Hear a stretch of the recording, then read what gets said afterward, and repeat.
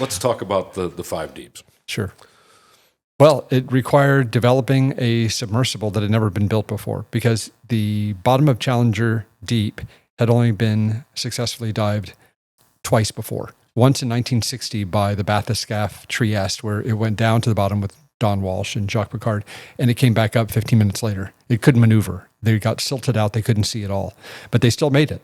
They showed that it could be done. But it was a huge vessel that had to be towed all the way there. That was in 1960. 60. Yeah. Right. Then the next descent was by film director James Cameron in his Deep Sea Challenger in 2012.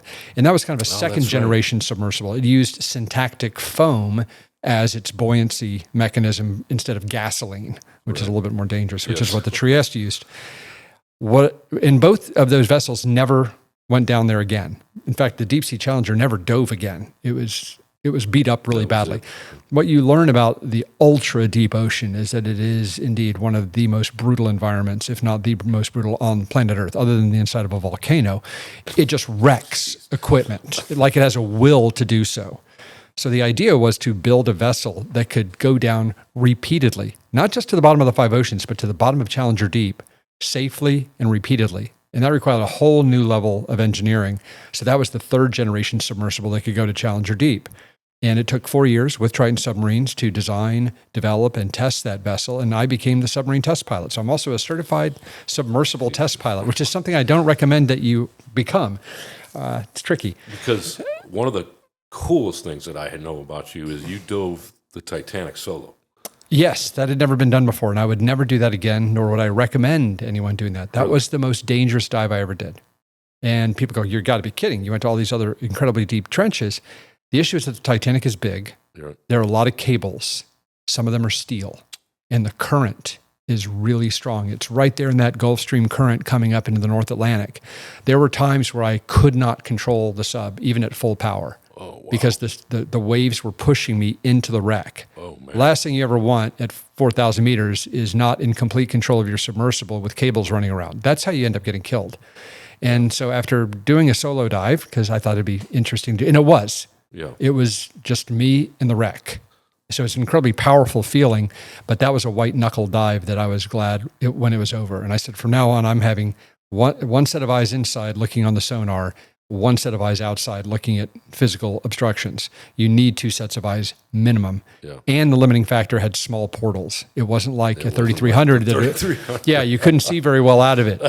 And I did bump into the Titanic because the current just pushed me into it at one point, and I bent or broke a piece of railing. I had to end up going to federal court in Norfolk, Virginia to explain myself of why I touched the wreck to a federal judge because I wasn't allowed to touch it. So I can say, with all sincerity, the only time I've ever been hauled into court for a moving violation was because I hit the Titanic with my submarine. Again, that fits right into this. Well, there you go. So I got that going for me. I mean, wow. Because I remember when you did that, and with the 4,000 meters, that's nothing for you. I mean, it didn't even count as a deep dive for the submersible. No. It had to be more than 5,000 for us to log it as a deep dive. So it was like, that was just a practice dive, but that was Titanic. But it was great. We got footage no one had seen before, and it was incredibly rewarding. And it was on the way. So, but in the five deeps, you had a co-pilot. No, the initial dives, I was the solo test pilot. Right? Well, you're a test pilot. You don't want to have a passenger in a submersible that's experimental and being tested. We learned that from the Titan. You don't. Yeah. And that also, to be quite frank, people often ask me, well, why didn't you take passengers? You had an extra seat. Yeah. One, you can focus more when it's just you. And if something goes wrong, and stuff did go wrong, the risk profile I could take by myself in the sub is higher than if I have a crew member. When you have a crew member, your primary responsibility is the safety of that crew member. Everything else is secondary. So at the slightest hint of a problem, I would drop the weights and come back up if I had a passenger. And I did that often, or I wouldn't even dive in the first place. Me solo in the sub, putting it through its paces, working problems, you want to be in there solo. After I got comfortable with it, after we proved multiple dives, et cetera, then I let other people come down. I mean, you've probably been asked 1,000 times about the accident. Yeah. Two of my friends were on it. And I know that very well. One of them was Hamish. Yeah. Hamish from our... I went to space with Hamish, and then he died at the Titanic. And I don't want you to say much about it, but it was laminating two foreign materials together, not foreign, but oddball. I mean, it seems to me that it imploded. Oh, it absolutely did. It was a complete failure of design, not just design, but in operation. Yes. They weren't properly inspecting it after each dive. But at the end of the day, the root cause of it was Stockton Rush really wanted to be successful in ocean exploration. He did not have the type of funding that you or I have to write his own checks. He had to keep diving, or the money would have stopped. If he had stopped for a safety issue, no more money would have come in, and he would have had to have acknowledged that it's not going to work. And well, I mean, I got the call, as you can imagine, and I'm a shallow water guy. yeah, And a few people that we know, recommended against it, and I just was never interested. Oh, you're smart. A lot of people did listen to us. Rob McCallum, my expedition leader, who's well known in the exploration community, myself, people would do their diligence, and I would get calls, and I would say, do not get in that submersible. I told Hamish, don't get in that submersible. And I'll never forget the last call I had with him was just a couple of days before the dive.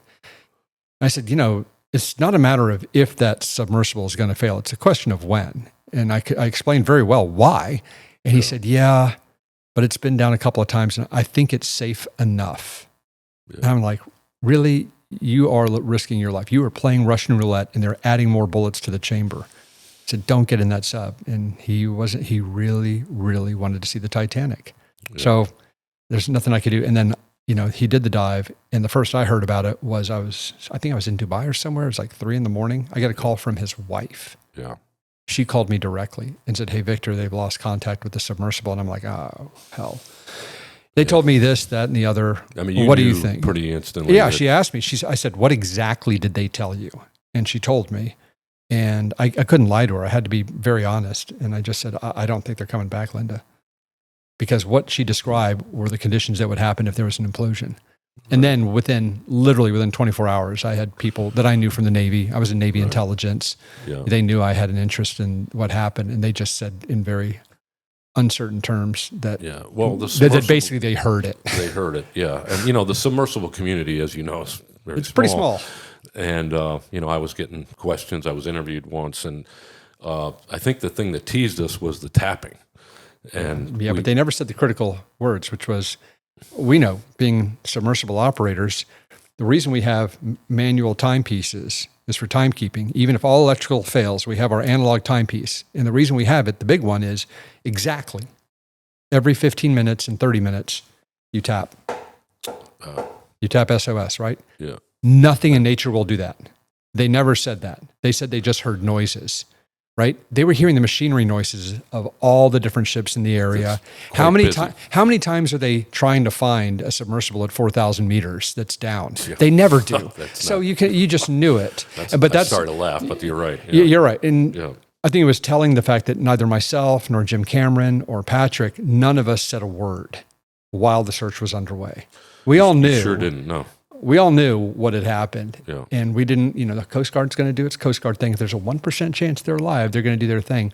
But we wanted it to be definitive that no, they didn't make it. And then we would say, yeah, they imploded, and here are all the reasons why. And it was a terrible tragedy that should never happen again.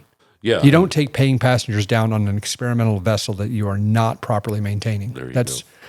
And I look at the vessel that you built, and I mean, that thing could go twice as deep as you had it, probably. I mean, Well, mine was a tank. I mean, it was made out of titanium. Yes. I mean, here the best example of that was the controller they used for the Titan submersible. It was an Xbox controller, right? Everybody knows that.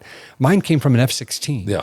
It was repurposed. It was military grade. It cost an order of magnitude more, probably 2 orders of magnitude more, but it was reliable. And I never had to worry about my safety when I was at Titanic. No, it wasn't even a thought.